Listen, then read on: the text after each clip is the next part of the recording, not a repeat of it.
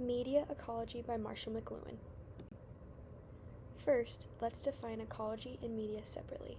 Ecology is the study of the environment, how people interact with it, and the way these interactions can result in change. Media is a generic term for human-invented technology that extends speed and channels of communication. So, media ecology is the study of different personal and social environments created by the use of different communication technologies. Media ecologists study media environments. They seek to understand how people interact with media and how those interactions shape our culture and our daily lives. McLuhan came onto the scene when he started asking questions about the relationship between culture and media. He thinks that media should be understood ecologically. When there are changes in technology, it alters the symbolic environment. Symbolic environment is the socially constructed sensory world of meanings that shapes our behavior, attitudes, and perceptions. McLuhan's theory is best understood by his famous statement, "The medium is the message."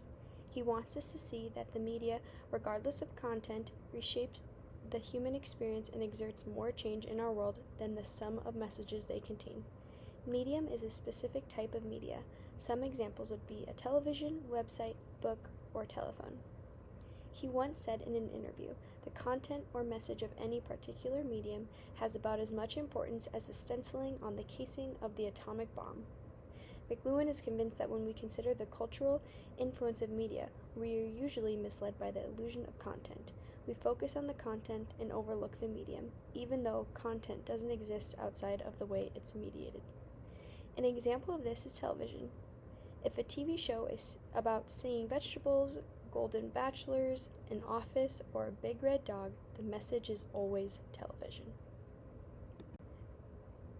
There are challenges when it comes to understanding media ecology. To understand the social and cultural change is impossible without knowledge about the way media works as environments. Evaluating the ecology of media is hard because all environments are inherently interrelated and intangible. An environment isn't something to identify, but is the intricate association of different variables. McLuhan adds that their ground rules, pervasive structure, and overall patterns elude easy perception. There are aspects of invisibility to these environments, and we have had a hard time recognizing the media as environments because we are immersed in them. His theory differs from stereotypical warnings against advances in technology. It's hard for us to not notice what's new and better. Instead, we should focus on our everyday experience of technology. A medium shapes us because we partake in it again and again. Medias are different in the sense that they emphasize different habits and senses. This conditions our senses to take in some stimuli and not notice others. Our sense of perception is altered if say, a medium emphasizes our ears over our eyes. The ordinariness of the media makes them invisible. When a new medium enters society, there's a time period where we are aware. When it fades into the background of our lives, we become vulnerable to its patterns, its environmental influences. We may unconsciously absorb a digital attitude that we are completely unaware of. McLuhan believed that he needed to gain a broader perspective by stepping outside of the moment and consider all of human history by tracing the major ecological shifts in media over thousands of years. So, McLuhan made a media map of human history. This is where he divided all human history into 4 periods: a tribal age, a literary age, a print age, and an electronic age. According to him, the 3 inventions that changed life on Earth were the phonetic alphabet, the printing press, and the telegraph. He also believes that the transitions from different ages take about 300 to 400 years to complete. First, we'll start with the tribal age. The tribal age was an acoustic era where hearing was the dominant sense. Hearing, touch, taste, and smell were developed more than the ability to see and visualize. McLuhan claimed primitive people had more complex lives because their ear encourages a holistic sense of the world. They had a deeper sense of community and awareness of life surrounding them. Everything to these people was more immediate, present, and actual. The literary age was a visual era.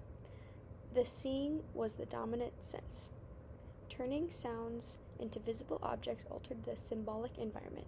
Words fixed on a page detach meaning from the immediacy of context, and hearing is no longer trustworthy. Seeing it in writing becomes proof of truth. Literacy turned people from collective tribal involvement into civilized individuals. Reading words instead of hearing turns groups into individuals because people don't need to come together to get information anymore. The phonetic alphabet was created and established the line as the organizing principle in life. The print age was the visual era, where individuals were isolated and mass-produced books helped bring in the Industrial Revolution. The printing press made visual dependence widespread. There was a rise of nationalism and unification, but also a countering sense of separation. The electronic age was an era of instant communication and return of the global village, with sound and touch all at once with the creation of the telegraph. McLuhan describes global village as a worldwide electronic community where everyone knows everyone's business. Constant contact with the world became a daily reality. Closed human systems no longer existed, and citizens of the world were back in the acoustic space. There is a possible fifth of specialized electronic tribes, and this is called the digital age. Our electronic environment is being altered by digital technology, and the mass age of electronic media is becoming very personalized. There are numbers of digital tribes that form around beliefs, values, and interests and are straying away from one unified electronic tribe.